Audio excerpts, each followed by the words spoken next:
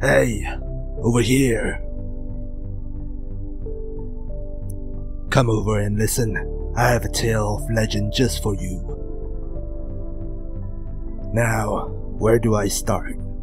Legends have been told of two wondrous hammers created in the current era. Hammers created to test their wielders of their prowess. Historians say that one of them was forged by a chef to prove the capabilities of his produce. They say that the other was a gift from the first dragons to a sweet child, to both comfort and protect her through her life.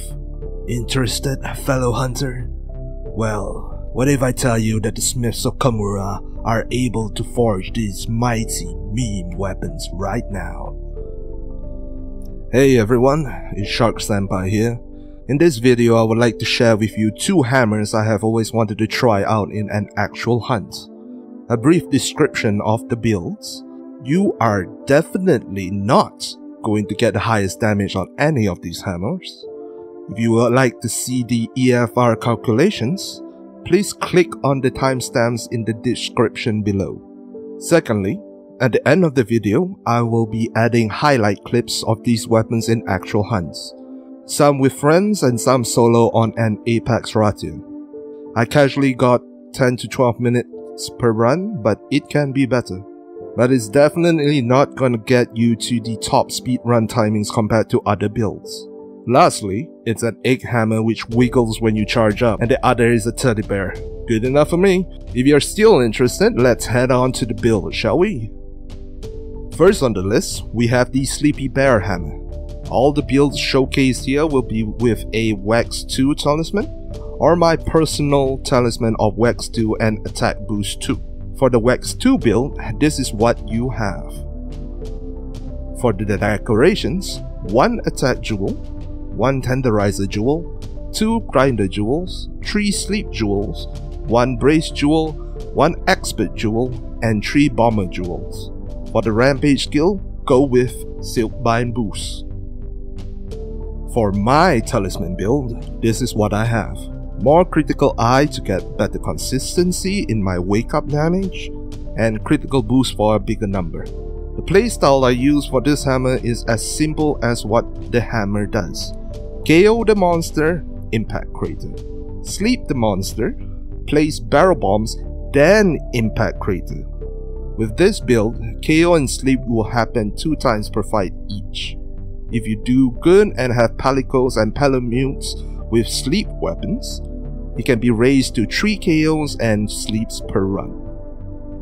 For the EFR calculation, the Wax 2 comes at 258 EFR and mine at 272 EFR.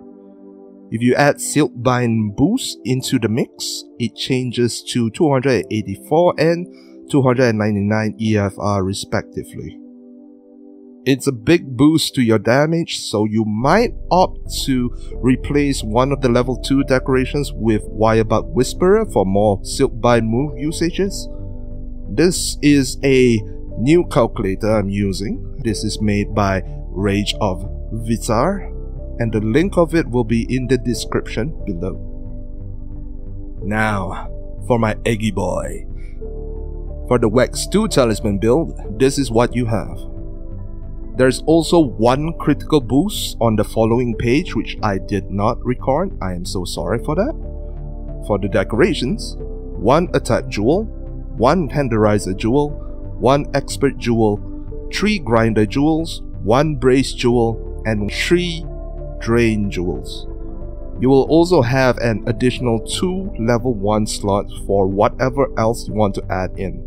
You can change the speed sharpening jewels to something else too, because the sharpness on this can last you an entire hunt.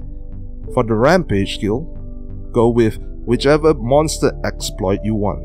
I currently run it with Dragon Exploit, which is actually all wyverns and not dragons. This is my current setup with my Wax 2 and AB2 talisman. The way I play this hammer is all about positioning and Silkbind attacks. Due to yellow sharpness, the damage you deal will be less during the starting and ending animation of your attacks. Also, you will start dealing grey colored damage to some parts of the monster.